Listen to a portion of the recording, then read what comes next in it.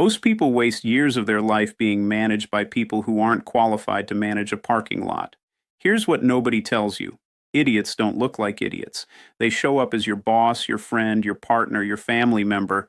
They come disguised as advice, as concern, as opportunity, and the moment you let your guard down, they've already rented space inside your head, shaped your decisions, and quietly rewired what you believe is possible for you. Today, I'm going to hand you the exact mental tools to identify them early, exit cleanly, and protect the one thing they're always targeting: your focus. Let me tell you something that took most people in this room probably a decade to figure out, and some of you still haven't. The dangerous ones, the people who drain your energy, derail your goals, and quietly sabotage your progress. They don't announce themselves. They never walk in wearing a sign. They don't introduce themselves as a problem. They show up as the loudest supporter in the room. They show up as the person with all the advice. They show up as the one who always has an opinion about your life while their own life is quietly falling apart in the background. The first skill you need, before boundaries, before exit strategies, before any of that, is pattern recognition. Not people judgment, not cynicism, pattern recognition. There is a difference. Judgment is emotional. Recognition is clinical. And the moment you start seeing behavior as data instead of personal interaction, everything changes. You stop taking things personally. You start taking things seriously. Here's what the pattern actually looks like. It starts subtle. It always starts subtle. There is a consistency in how certain people respond to your wins. Watch that. Most people celebrate with you on the surface, but there is a specific type of person who cannot sit comfortably in your success. Something in them shifts. The energy changes. Suddenly there is a but. Suddenly there is a concern. Suddenly they are reminding you of a risk you hadn't thought about, a problem on the horizon, a reason why this might not work out the way you think. They dress it up as wisdom. They package it as care. But what it actually is noise designed to pull you back to their level. The second part of the pattern is how they respond to your boundaries. Healthy people, when you say no, when you pull back, when you protect your time, they adjust. They respect it. They might not love it, but they respect it. The other type, they escalate. They guilt. They reframe your boundary as an attack on them. Suddenly, you setting a limit becomes you being selfish, cold, difficult, or changed. That reaction right there is one of the clearest signals in human behavior. Normal people don't punish you for having standards. Only people who were benefiting from your lack of standards do that. Now here is where it gets interesting, and this is the part most people miss completely. Your nervous system already knows. Your body has been registering these patterns long before your conscious mind catches up. You have felt it. That low-level tension before a phone call with a specific person, that exhaustion after a conversation that should have been simple, that quiet dread when you see a name light up on your phone. That is not anxiety. That is not you being sensitive. That is your threat detection system doing exactly what it was built to do. The problem is most of us were trained to override it. We were told to be polite, to give people the benefit of the doubt, to assume positive intent. And while that sounds emotionally mature, what it actually does in practice is train you to ignore your own intelligence. Pattern recognition means you start trusting that intelligence again. It means you stop requiring a dramatic event, a betrayal, a blow-up before you give yourself permission to protect yourself. You don't need proof beyond a reasonable doubt. You need a consistent pattern of behavior that costs you something: your peace, your time, your momentum, your clarity. The moment you see that pattern repeating, that is your data. That is your signal. The people who never get better at this are the ones who keep waiting for the other person to change. They keep extending grace, keep giving chances, keep believing that this time will be different. And here is what Chase Hughes would tell you straight. You are not a rehabilitation center. You are not responsible for someone else's self-awareness. Your job is not to fix the pattern. Your job is to recognize it fast enough that it never gets deep enough to cost you something you cannot get back. There is a war happening right now, and most people don't even know they're in it. It's not loud, it's not dramatic. It doesn't show up on the news. It happens in the quiet moments of your day. in conversations that go nowhere, in decisions you keep second guessing, in the mental loops that run at 2 in the morning when you should be sleeping. The war is for your attention. And the frightening part is that most of the people stealing it from you don't even know they're doing it. They're not evil. They're not plotting against you. They're just unconscious. And unconscious people in your life are expensive. Your mental bandwidth is not unlimited. Every neuroscientist, every performance researcher, every behavioral psychologist will tell you the same thing. The human brain has a finite capacity for high quality thinking in a given day. That capacity is your most valuable resource, more valuable than your money, more valuable than your time, because money can be made back. Time is debatable. But the quality of your thinking, your ability to solve problems, make decisions, create, build, and move forward, that runs on a fuel that drains fast and restores slowly. And the wrong people in your life are running that tank empty before you even start your day. Here is how it actually happens. It doesn't happen in one big dramatic moment. It happens in accumulation. It's the text message that pulls you out of deep focus. It's the conversation that plants a seed of doubt about a decision you already made. It's the person who brings you their chaos disguised as a need for advice, downloads their anxiety into your mind, and then walks away feeling lighter while you sit there carrying something that was never yours to carry. Each one of those interactions costs you something neurologically. Each one pulls processing power away from the things that actually matter. And when you add them up across a day, across a week, across a year, you start to understand why some people feel like they're always busy but never actually moving forward. The people who drain your bandwidth fall into recognizable categories. There is the crisis manufacturer, the person whose life is always on fire, always urgent, always requiring your immediate emotional response.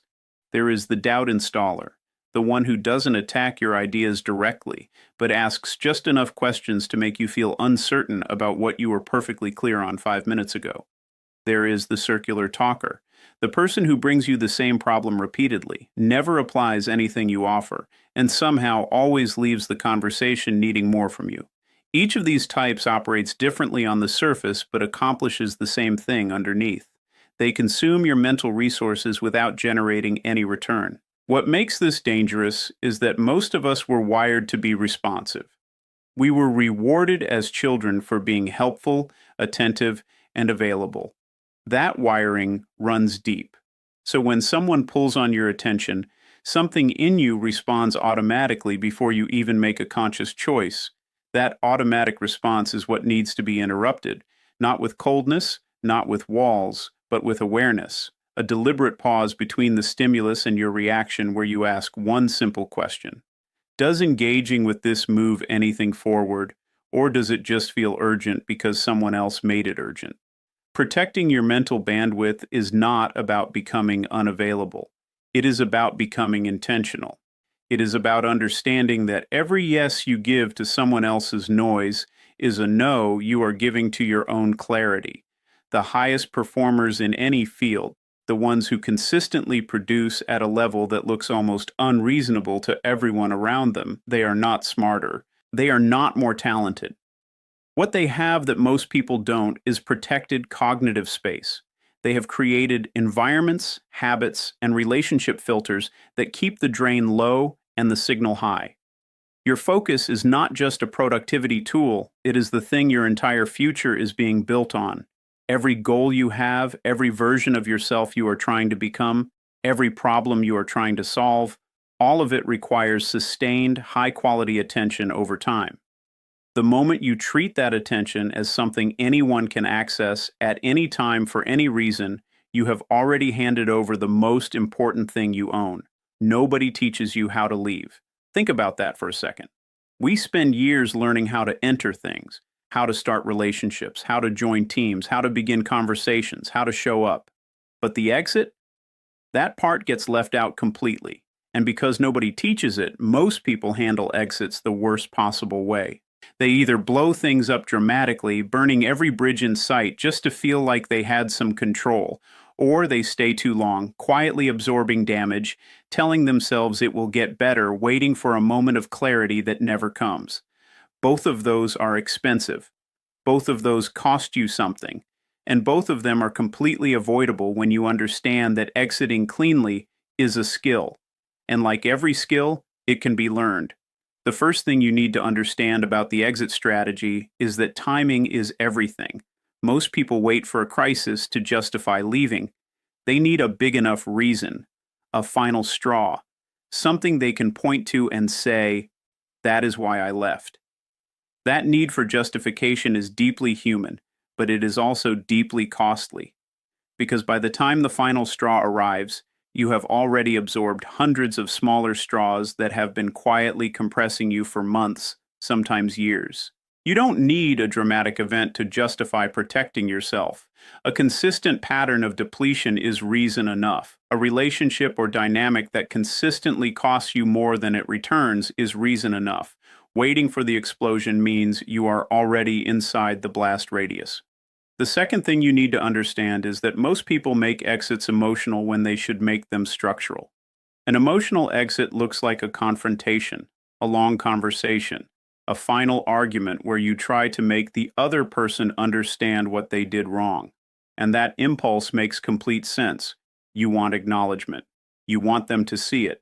You want the closure that comes from someone finally getting it. But here is the hard truth that most people spend years learning the painful way. People who operate at a low level of self-awareness cannot give you the closure you are looking for. They don't have the internal tools. You will leave that conversation more frustrated than when you entered it, and now they have something new to react to, something new to make about themselves, something new to use against you. A structural exit is different. A structural exit means you quietly, deliberately, and without announcement begin reducing access. You stop volunteering information, you become less available without making your unavailability a statement. You respond slower, engage shorter, invest less, not out of anger, not out of punishment, but out of simple resource management. You are redirecting your energy toward things that actually generate a return. The beauty of a structural exit is that it requires no confrontation, no explanation, and no permission. You do not need the other person to agree that you should leave. You do not need them to understand. You just need to move. Now here is where most people trip up even when they understand all of this. The guilt. That quiet voice that says you are being cold, you are being unfair, you are abandoning someone who needs you. That voice is not your conscience. That voice is your conditioning. It is years of being rewarded for selflessness and penalized for boundaries talking. Real conscience protects everyone, including yourself. Conditioning tells you that your comfort, your peace, and your growth are less important than someone else's access to you. Learning to tell the difference between those two voices is one of the most important things you will ever do. The exit strategy is also about what you are exiting toward, not just what you are exiting from. Every clean exit creates space. Space in your schedule, space in your mental bandwidth, space in your emotional capacity, and that space is not empty. It is potential. It is room for something better, something aligned, something that actually matches the direction you are trying to move in. The people who exit cleanly and deliberately don't just lose a drain, they gain acceleration. They suddenly find themselves moving faster, thinking clearer, feeling lighter in a way they didn't even realize was possible because they had been carrying that weight for so long it started to feel like their natural state. The most powerful boundaries are the ones nobody ever sees coming.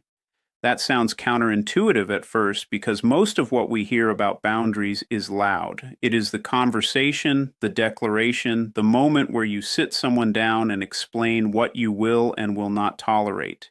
And while that approach has its place, it also has a fatal flaw. The moment you announce a boundary to a low awareness person, you have handed them a map.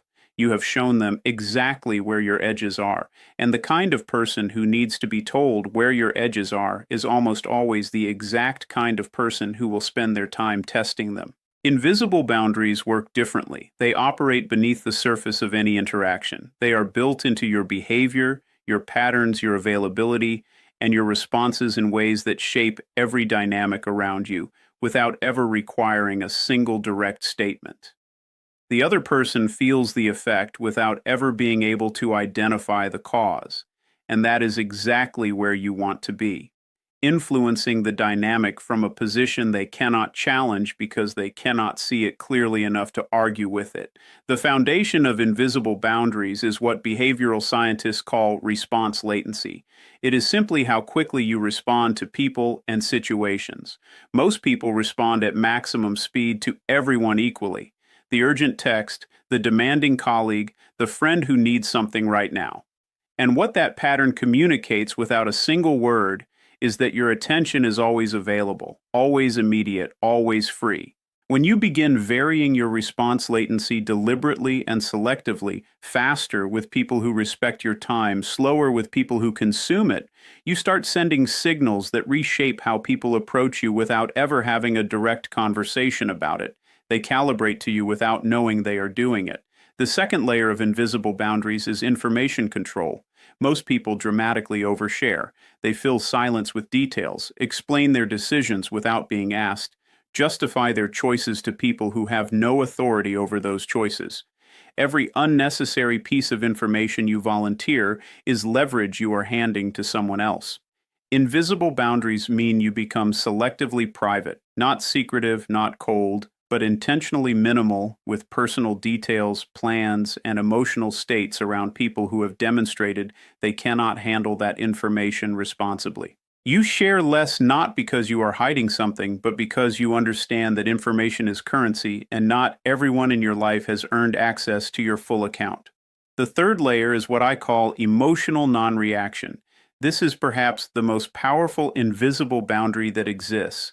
When a low awareness person cannot get an emotional reaction from you, cannot make you defensive, cannot make you over-explain, cannot make you visibly frustrated, they lose their primary tool for managing the dynamic. Most difficult people operate by triggering emotional responses and then using those responses to control the narrative, shift blame, or simply feel powerful. The moment you stop providing that reaction, the entire mechanism breaks down. Not because you are suppressing your emotions internally, but because you have trained yourself to respond from a place of calm deliberateness rather than automatic reaction. That stillness is invisible, but it is felt immediately, and it fundamentally changes how people engage with you. Invisible boundaries also require you to understand the concept of selective engagement. Not every question deserves a full answer. Not every provocation deserves a response. Not every invitation requires your attendance. Most people treat every social demand as an obligation and respond accordingly, exhausting themselves trying to meet expectations that were never legitimate in the first place. Selective engagement means you begin filtering participation based on return rather than obligation. You show up fully where it matters, and you become quietly, consistently unavailable where it doesn't. Not with excuses, not with explanations, but simply with a pattern of presence and absence that over time redefines what people expect from you. What makes all of this work at the deepest level is congruence. Invisible boundaries only hold when your internal state matches your external behavior.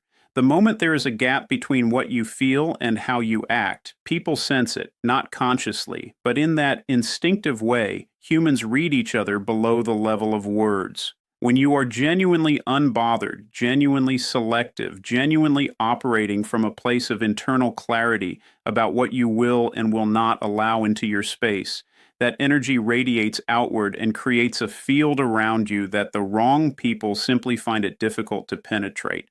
There is a version of you that has been trained by the wrong people.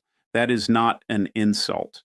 That is just an honest observation about how human beings work. From the moment you were old enough to interact with the world, you began learning how to respond to it. Every reaction you received, every consequence that followed your behavior, every dynamic you were repeatedly exposed to, all of it was quietly writing code in your nervous system.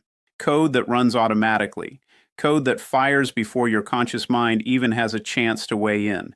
And for most people, a significant portion of that code was written by exactly the kind of people this entire speech is about. Low awareness, high drain individuals who taught you that their comfort mattered more than your clarity.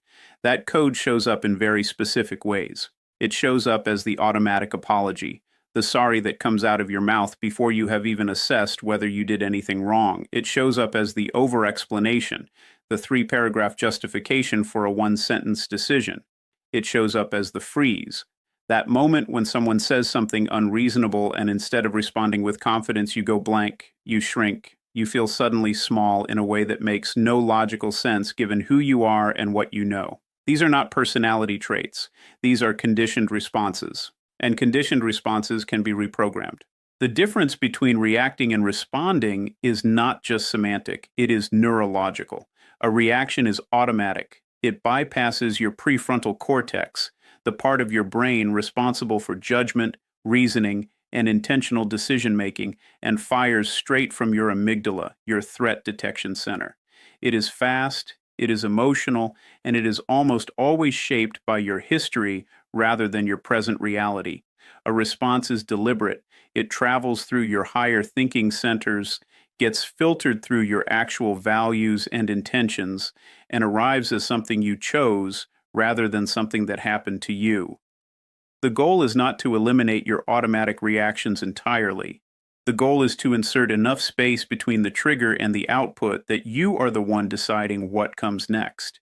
Here is how you begin building that space in real time.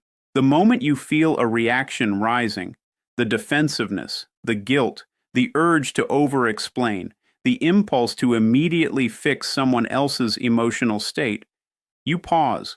Not a dramatic pause, not a pause that signals to the other person that something is happening, a quiet internal pause that lasts just long enough for your prefrontal cortex to come back online.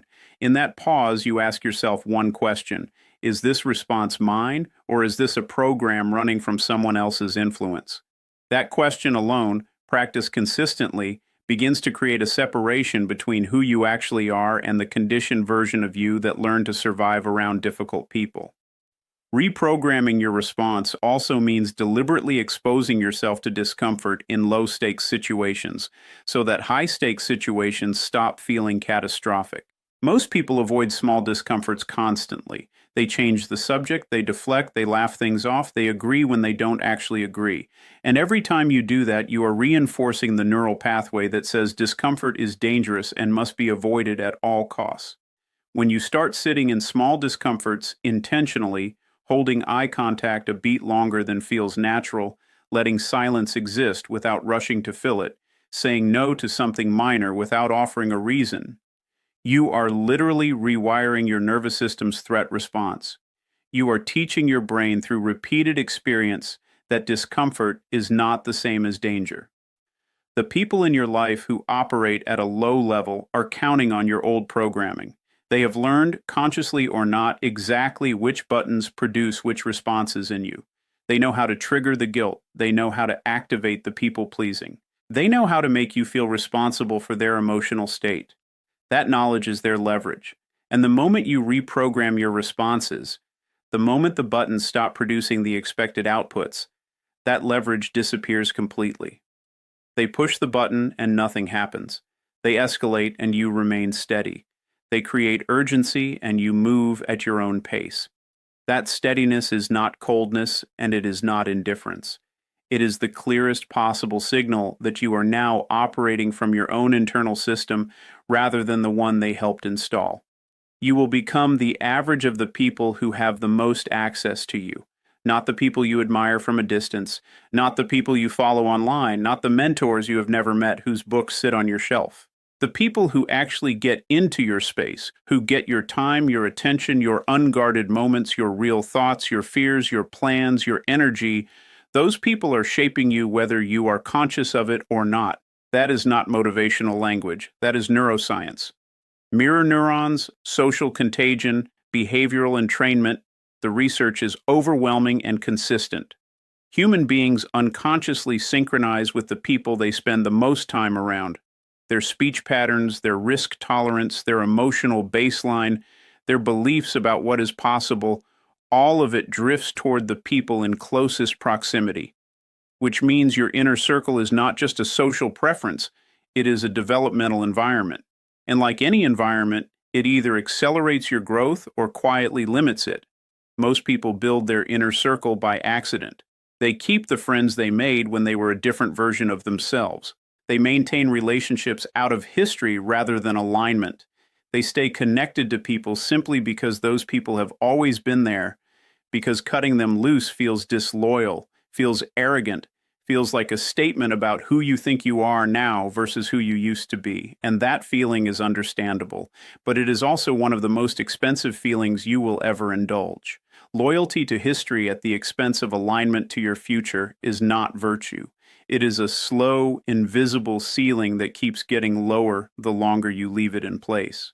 Building your inner circle like a filter means getting ruthlessly honest about what each relationship is actually doing to your trajectory. Not what it used to do, not what it might do if things change, what it is doing right now, consistently, over time. And that assessment has to go beyond whether you like the person, whether they are a good person, whether they have been there for you in the past. Those things matter, but they are not the only metrics. The real question is directional. Does time with this person move you forward, hold you in place, or pull you backward? That question applied consistently to every relationship in your life will show you things that are uncomfortable to see but impossible to unsee once you have seen them. The filter works on multiple levels. The first level is energy, who leaves you more alive after an interaction and who leaves you depleted.